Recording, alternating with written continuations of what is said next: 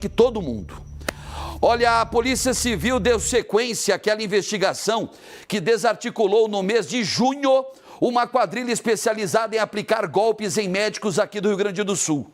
Médicos gaúchos. As vítimas tinham os e-mails e as contas do gov.br invadidas por esses estelionatários que falsificavam documentos, lavavam dinheiro à beça, inclusive com criptomoedas e tudo mais. Bom, desta vez foram presas mais 3 pessoas em São Paulo, Pará e também no Espírito Santo. A reportagem é da Natália Ferrari. O crime teve início em janeiro após um médico gaúcho ter o e-mail e a conta Gov invadidos. Os criminosos tiveram acesso a documentos e tentaram fazer transferências de mais de R$700 mil. Outros 4 médicos também foram vítimas do mesmo esquema. Na primeira fase, em junho, a gente prendeu os indivíduos que eram responsáveis por... eles invadiam contas Gov desses médicos, a partir daí pegavam os documentos pessoais e abriam contas bancárias em nome deles em bancos diversos, enfim. Então são contas que eram abertas em nome desses médicos, mas quem tinha o controle eram os criminosos. Então, a partir daí, eles ligavam para os bancos fidedignos, para os bancos que, de fato, os médicos tinham conta e solicitavam transferências bancárias. Então, a partir daí, o dinheiro verdadeiro da conta real dos médicos eram transferidas para contas em nome dos médicos, que, na verdade, quem tinha o controle eram os criminosos. Dessa vez, a operação teve como alvo 3 suspeitos que ajudavam o grupo criminoso a aplicar o golpe. Eles foram localizados em estados diferentes do país. Agora, nessa segunda fase que a gente deflagra hoje, a gente prende os indivíduos que eram responsáveis por fornecer a logística e os meios para a prática do golpe. Então, em São Paulo, é preso um indivíduo que coletava populares, pessoas parecidas com esses médicos, para fins de falsificar documentos posteriormente. No Espírito Santo, é preso um indivíduo que, de fato, falsificava o documento. E aqui em Belém do Pará, é preso um indivíduo que repassava dados pessoais desses médicos através de painéis de consulta ilícitos, fornecia os dados pessoais para fins da falsificação desses documentos. Em troca de mensagens entre os criminosos, é possível entender como o esquema funcionava. O homem de 44 anos recrutava pessoas com a fisionomia parecida com a das vítimas em São Paulo. Em outra conversa, o suspeito de 29 anos do Espírito Santo fabricava e vendia os documentos falsos. Já o integrante do Pará, de 20 anos, fornecia as informações pessoais dos médicos. Um dos criminosos presos em junho fez contato com o gerente de um banco em Porto Alegre, solicitando um empréstimo em nome de uma das vítimas. Já tendo acesso a toda a documentação de um dos médicos, inclusive documentações falsas, contas abertas em outros bancos, tenta solicitar um empréstimo ao gerente de um banco de Porto Alegre, e a partir daí ele possivelmente receberia o dinheiro do empréstimo numa conta verdadeira desse médico e da mesma forma solicitaria transferência para uma conta que era de controle da organização e a partir daí eles difundem para criptomoedas, difundem para contas de laranjas e aí tentam ocultar a verdadeira origem. Os suspeitos de São Paulo e Espírito Santo tinham antecedentes criminais. Um deles já estava preso. O homem detido no Pará não tinha passagem pela polícia. Mas foi longe o delegado João Vitor Heredia, hein? Essa entrevista via internet foi feita ele lá no Pará. Nós aqui na produção, a Natália Ferrari, a nossa repórter / produtora, na redação aqui da Band e o delegado João Vitor Heredia via internet lá da capital paraense, a nossa querida Belém do Pará.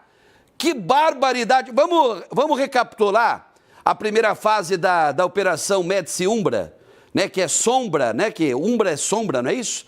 É sombra dos médicos, que eles atuavam nas sombras dos médicos. Primeira fase, 5 pessoas da mesma família foram presas na região da Coab Tiradentes. Pessoal que conhece São Paulo, fica no extremo leste da capital paulista. É uma região extremamente populosa da cidade de São Paulo. Lá na Coab Tiradentes, prenderam 5 pessoas. A chefona era uma mulher. 5 pessoas da mesma família.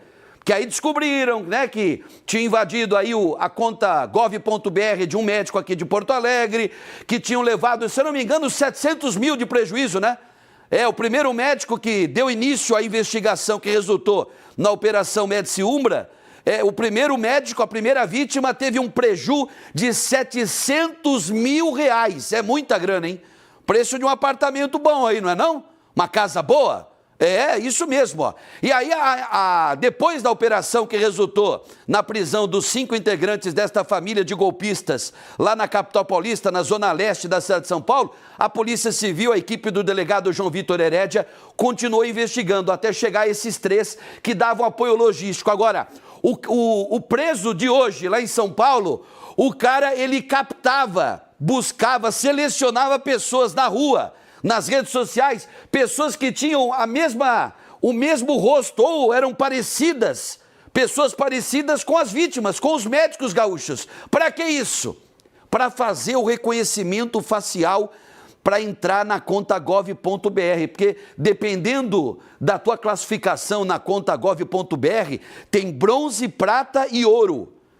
Então, quanto mais, né, para você chegar na categoria ouro da conta gov.br, você tem que selecionar aí, dificultar o acesso, né, de criminosos à conta. Então, tem reconhecimento facial, tem leitura de impressão digital, tem um monte de senha, né? São vários artifícios, várias ferramentas criadas. Agora, mesmo com essas ferramentas criadas pelo governo federal, né, a conta gov.br, esses vagabundos, eles conseguiam enganar o reconhecimento facial, gente. Buscando pessoas com o rosto muito parecido com os rostos das vítimas. Teve um dos presos de hoje, eu não sei se foi o de São Paulo, ou foi o do Espírito Santo, ou lá do Pará, que ele tem 20, acho que foi no Pará, o guri de 20 anos, né? Ele era conhecido, desde menor ele já aprontava com esse negócio de internet, ele era conhecido como menor do painel, MDP. Menor do painel era o apelido dele. O MDP aí, ó. O guri disse que fazia mágica. Eu quero ver ele fazer mágica agora na cadeia, né?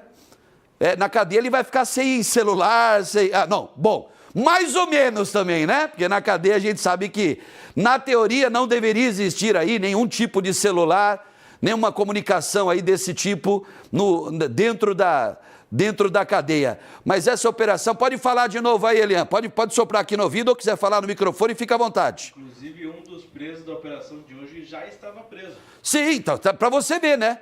Ou seja, de dentro da cadeia, ele também conseguia manter aí a posição dele aí, né? Determinando aí, articulando aí esses golpes que realmente deram um prejuízo gigantesco a médicos aqui do Rio Grande do Sul. Eu quero parabenizar a equipe do delegado João Vitor Herédia, a ele também. Teve apoio também da Polícia Civil do Estado de São Paulo, a Polícia Civil do Espírito Santo, a Polícia Civil do Pará. Cadê os aplausos aí? Vamos aplaudir esse trabalho interestadual. Parabéns aí, ó. E esse, né, o do Espírito Santo lá, ele produzia os documentos falsos, né? E vendia. Esse pessoal dá nó em pingo d'água, né? A gente tem que tomar muito cuidado, gente. Muito cuidado mesmo.